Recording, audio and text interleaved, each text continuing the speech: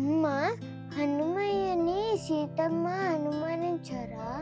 ఆ పరిస్థితుల్లో ఉంటే ఎవరైనా అనుమానిస్తారు కదా. ఎక్కడో చెట్టు చాటు నుంచి రామకథ మొత్తం వినిపించేశారు. ఏమో వానరంలా కనిపిస్తున్నారు కానీ వానరుడో మళ్ళీ మాయో అని అనుమానం వచ్చింది. ఎలా ఉన్నారంటే తెలుసా, రామాయణ కథ అంతా పాడేసిన తర్వాత మౌనంగా ఉండిపోయారంట హనుమంతుల వారు. అన్ని చెట్లు చూస్తూ ఉంటే సూర్యునిలా కనిపించారంట. ఒక మెరుపు తీగల దర్శనం ఇచ్చారంట. చూస్తే వానరం పాడటం ఏమిటి, రాముల వారి కథను పాడటం ఏమిటి అని చెప్పి ఆశ్చర్యపోయారు. కొంచెం భయం కూడా వేసిందనమాట సీతమ్మకి. వెంటనే అలా చెట్టు మీద నుంచి కిందికి దూకి హనుమయ్య 2 చేతులతో నమస్కారం చేస్తూ, అమ్మా ఏ దేశానికి రాని మీరు, ఏ దేవత మీరు, ఏ దేవకన్య మీరు, కానీ మీ పాదాలు చూస్తే నేలనే తాకుతున్నాయే, ఈ దేశానికే రానేనా? ముఖం చూస్తే అలానే ఉంది కానీ మనిషి అలా లేరు, ఏంటమ్మా మీ కష్టం అని అడిగారంట. నువ్వు చెప్పిందంతా నిజమే, నా పేరు జానకి, నేను రాముల వారి భార్యను, దశరథుల వారి పెద్ద కోడలిని, లక్ష్మణుడితో పాటుగా రామయ్యతో పాటుగా 14 సంవత్సరాల పాటు వనవాసానికని వచ్చాను.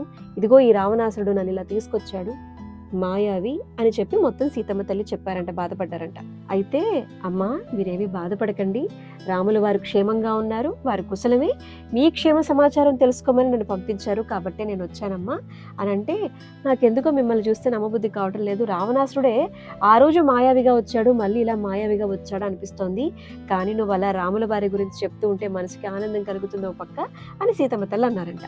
ఆయన అన్నారంట, అమ్మా నీ పరిస్థితిలో ఉంటే ఎవరికైనా అనుమానమే కలుగుతుంది, కానీ రామయ్య తండ్రి గురించి నేను చెప్తాను కదా అంటూ కోటి సూర్యుల కాంతితో వెలిగిపోతున్నటువంటి రామయ్య తండ్రి గురించి హనుమంతుల వారు పొగుడుతూ చెప్పారంట. ఆయన ఎంత గొప్ప వీరుడో, ఎంత గొప్ప సాహసియో, సీతమ్మ తల్లి జాడను తెలుసుకునేటువంటి ప్రయత్నంలో సుగ్రీవుని విషయంలో వారు ఏమేం చేశారో అన్నీ చెప్పుకుంటూ వచ్చారంట. సీతమ్మ తల్లి అన్నారంట, మీరు ఇంకా చెప్తూ ఉంటే వినాలనుంది, చెప్పండి అని చెప్పి వేడుకున్నారంట. ఆ తర్వాత ఏమైంది, సీతమ్మ తల్లిని హనుమయ్య అక్కడి నుంచి తీసుకొచ్చేసారా, రావణాసురుని చెర నుంచి. ఏం చేశారో ఏమిటో తెలుసుకోవాలంటే ఏం చేయాలి? Like, share, comment and subscribe చేయాలి. నువ్వు నేను ఒక కథకి. బాయ్.